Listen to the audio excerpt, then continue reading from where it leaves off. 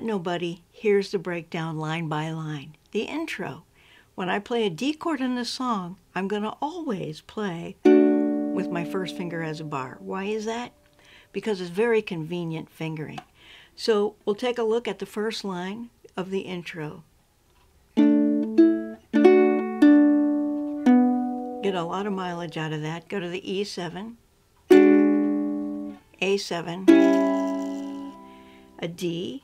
Now here's where it's really convenient to play this D with a bar. I'm going to play a little run,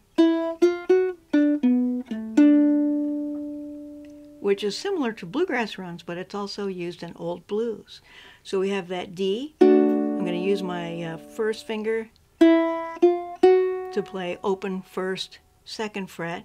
And then I'm going to drop over to the second string and finish that line. So it's just the first line of the tab, or the music.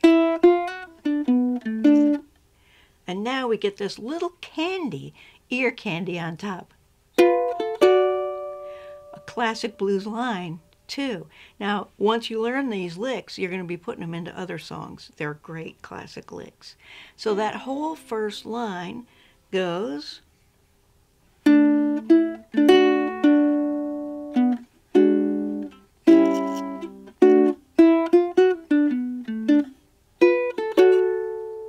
pretty sweet. Now, if you need to break it down measure by measure, it's worth getting that line.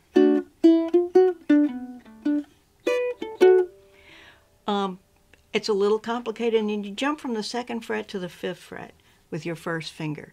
So it's great to get used to that. Okay, now we're into the tune. We're going to play D7, and then there's a chromatic run down. So we have D7 with 3 notes. You could play a fuller D7 if you want to, but I like having the melody note on top.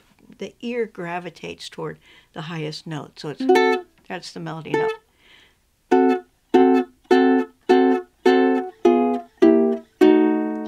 Now, it may look really simple on paper. This is right off of the Bessie Smith record, and that was used... That line was played by tenor banjos. So you just think of tenor banjo and piano going, wunk, wunk, wunk, wunk, wunk. That's pretty great. Of course, you have options. Here we go.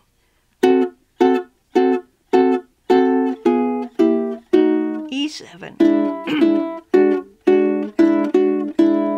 Now I'm going to lay my first finger flat, leaving my second finger where it was. That gives me the diminished chord. And then back to D. E7, D. Now here's a little turnaround between the first and second parts. It repeats what we just played. Now the next line starts the same as the first. And you can jazz it up if you want to. You can slide, you can do a tremolo, that kind of thing.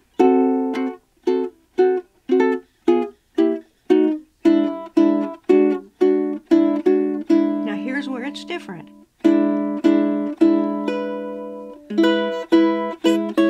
Won't somebody please take a chance with me to an A chord, to an A7, and then we're going to use this position again. For the G chord, we're going to play a little bar with our first finger. So that way you have a really solid anchor going from this position, whoops, to the second fret. Pow, put your fingers down. To B7, E7, A7. Now we walk up to the last line. Frets 2, 3, 4, E7,